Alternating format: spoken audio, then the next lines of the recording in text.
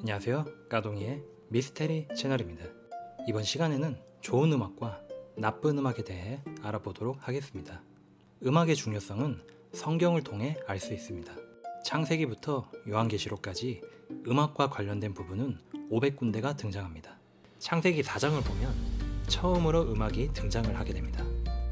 욥기 38장에 가서 보시면 하나님께서 땅을 만드실 때 하나님의 천사들이 노래를 불렀다고 기록이 되어 있습니다. 그 말은 즉 이 땅이 생성될 때부터 음악이 존재했다는 것입니다.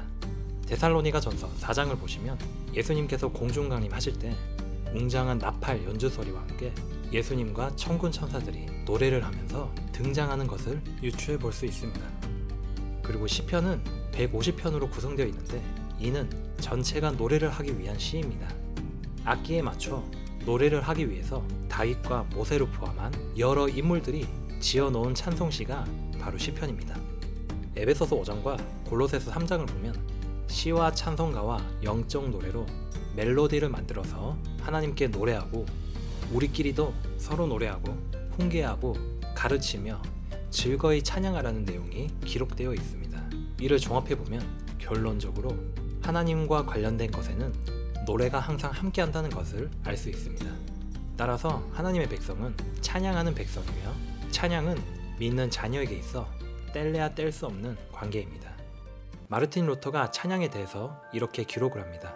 음악은 사람들에게서 온 것이 아니라 하나님이 주신 선물이다. 음악은 마귀를 우리에게서 도망가게 만들고 사람들에게 기쁨을 준다.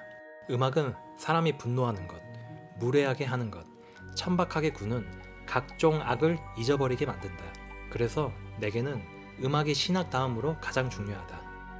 음악은 어떤 힘을 가지고 있을까요?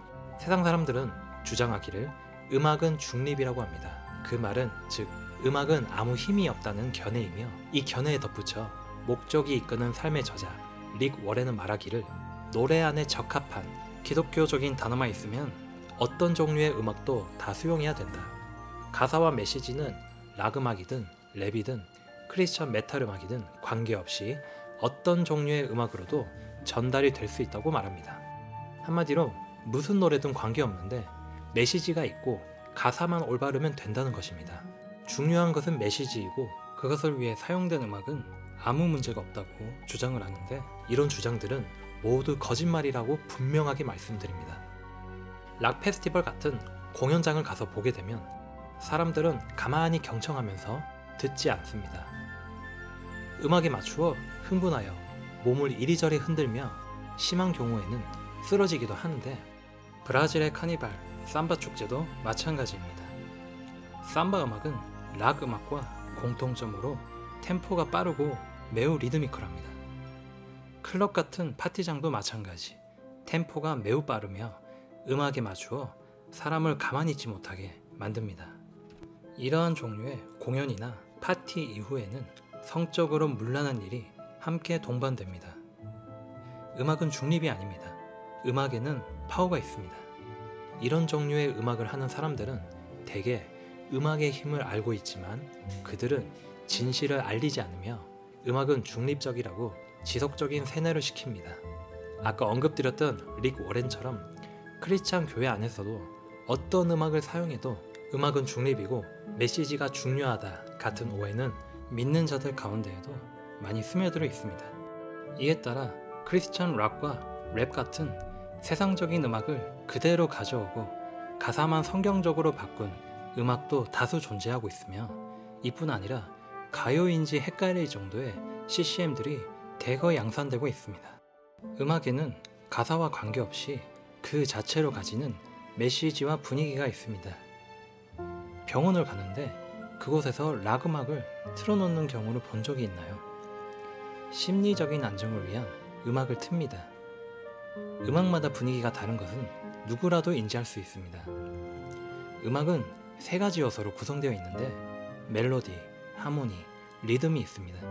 이 요소들은 개별적으로는 힘이 없는 중립적인 형태이지만 이 세 가지 요소가 함께하게 되면 음악은 힘을 갖게 됩니다. 사람도 영과 혼과 육 이렇게 세 가지로 구성되어 있는데 음악과 사람은 삼중적인 존재입니다. 음악의 첫 번째 요소, 곡조. 멜로디는 사람의 영에 영향을 미칩니다. 음악을 모르는 사람도 멜로디가 좋은지 나쁜지 알 수 있습니다. 이 멜로디 자체로 메시지가 되며 가사가 없이 곡조만으로도 메시지를 전달할 수 있는 힘이 있습니다. 두 번째 요소, 하모니. 화음은 주로 사람의 지정이인 혼에 영향을 미칩니다. 음악을 전문적으로 배운 사람은 이 하모니에 대한 이해도가 높습니다. 한 악기에서 퍼져나오는 힘보다 여러 악기의 하모니로 퍼져나오는 음악이 훨씬 풍성하고 큰 힘이 나옵니다. 세 번째 요소, 리듬은 육에 영향을 미치는데 우리의 몸은 리듬에 맞춰 민감하게 반응하게 됩니다. 음악에서는 멜로디가 으뜸이 되어야 하며 하모니와 리듬은 멜로디를 돕는 보조적인 역할을 해야 합니다. 락이나 빠른 종류의 음악들은 리듬이 주가 되는 음악입니다. 그 결과 음악의 균형이 깨지게 됩니다. 음악의 균형이 깨어지게 되면 그것은 곧 사람들이 죄를 짓기에 알맞은 환경을 조성하는 역할을 합니다. 가지 말아야 할 곳에 가게 만들며 하지 말아야 할 것을 하게 하며 보지 말아야 할 것을 보게 만듭니다. 육신 안에는 선한 것이 없습니다. 육신은 항상 우리를 대적하고 있으며 마귀에게 우리를 넘겨주기 위해 애씁니다. 이 육신에게 유리한 환경을 조성해 주어서는 안 되는 것입니다. 하나님은 거룩하신 분이시기에 듣는 음악 또한 거룩함을 추구해야 하는데 세상의 음악은 거룩함을 만족시킬 수 없습니다. 하나님이 기뻐하시는 형태의 음악은 성경에 나와 있습니다. 에베소서 5장을 보면 시와 찬송가와 영적 노래로 너희 자신에게 말하며 너희 마음속에서 주께 노래하고 선율을 만들며 골로새서 3장 그리스도의 말씀이 너희 속의 모든 지혜로 풍부히 거하게 하여 시와 찬송가와 영적 노래로 서로 가르치고 훈계하며 너희 마음속에서 은혜로 주께 노래하고 사무엘상 16장을 보면 사울은 하나님의 말씀을 의도적으로 자주 거역하였는데 그 결과 하나님께서는 거룩한 영을 거두어 가시고 악한 영을 보내서 그를 괴롭히게 하십니다.